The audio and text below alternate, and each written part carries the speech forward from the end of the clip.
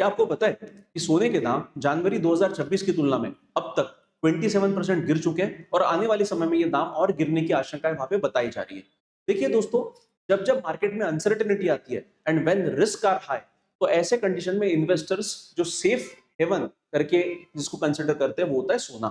तो ये हमको इस कंडीशन में, जब ईरान इजराइल यूएस का वॉर चल रहा है, तब ये सिचुएशन हमको देखने को नहीं मिल रही। इसके पहले जब ट्रेड वॉर हुआ, जब टैरिफ बढ़ाए गए, जब रशिया यूक्रेन वॉर हुआ, तब हर समय हमने देखा है कि इन्वेस्टर्स का ध्यान सोने ने आकर्षित किया और उसके कारण सोने के दाम रिकॉर्ड हाई दर पर वहां पे पहुंच गए थे। तो ऐसे कंडीशन में ये इस बार क्यों नहीं हो रहा है? और इसी कंडीशन को हम लोग बोलते हैं दोस्तों ऑयल शॉक पैराडॉक्स। तो आइए समझते हैं तीन कारण जिसके कारण हम लोग कह सकते हैं कि सोने के दाम बढ़ नहीं रहे और गिर रहे। देखिए, उसका पहला कारण है दोस्तों कि आप सभी को पता है कि ये जो ईरान इजराइल यूएस वॉर है, ये वॉर के कारण जो ग्लोबल सप्लाई नेटवर्क है उसको डिस्टर्ब किया है। और किसका? क्रूड ऑयल का। और ये क्रूड ऑयल जो है, आज भी दुनिया की सारी अर्थव्यवस्था क्रूड ऑयल पे निर्भर है।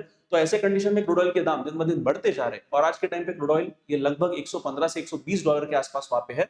और ये दाम आने वाले समय में बढ़ने की आशंकाएं वहां पे जताई जा रही है। जब क्रूड ऑयल बढ़ता है दोस्तों, तो इससे जुड़ी हुई हर चीज बढ़ती है और उसके कारण मार्केट में इन्फ्लेशन बढ़ता है। और मार्केट में जब इन्फ्लेशन बढ़ता है, तो ये इन्फ्लेशन को कम करने के लिए हो सकता है कि जो सेंट्रल बैंक है दुनिया की, वो क्या कर सकती है? रेट हाइक कर सकती है। अभी तक तो वैसा हुआ नहीं है, बट आने वाले समय में इसकी आशंकाएं जताई जा रही है कि आने वाले समय में दुनिया की जितनी भी सेंट्रल बैंक वो रेट हाइक करेंगी, ताकि भाई डिमांड कम हो और इन्फ्लेशन को कम किया जाए। अब ऐसे कंडीशन में दोस्तों, जब इन्वेस्टर्स को पता है कि लंबे समय तक ये जो रेट्स है ये अभी बढ़े रहने वाले हैं, तो ऐसे कंडीशन में इन्वेस्टर्स के पास दूसरा ऑप्शन, जो एक सेफर इन्वेस्टमेंट ऑप्शन है, वो है गवर्नमेंट बॉन्ड्स।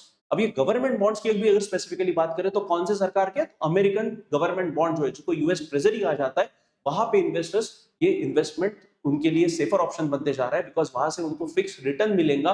और वो फिक्स रिटर्न उनको गोल्ड से नहीं मिलेगा, बिकॉज गोल्ड पर किसी भी प्रकार का रिटर्न या फिर किसी भी प्रकार का डिविडेंड वहां पे नहीं मिल सकता है। इसीलिए investors are preferring bonds over gold. ये पहला कारण हो गया। दूसरा जो कारण है दोस्तों, आप सभी को पता है कि अब जो अमेरिकन डॉलर है, ये अमेरिकन डॉलर दिन ब दिन स्ट्रांग होते जा रहा है।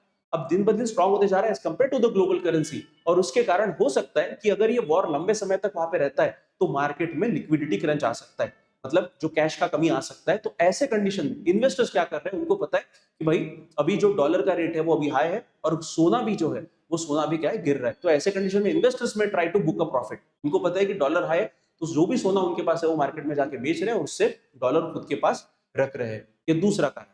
तीसरा जो कारण है दोस्तों, अब अभी मैंने बताया कि अमेरिकन डॉलर ये दिन ब दिन स्ट्रांग होते जा रहा है। और ये स्ट्रांग होते जा रहा है मतलब क्या?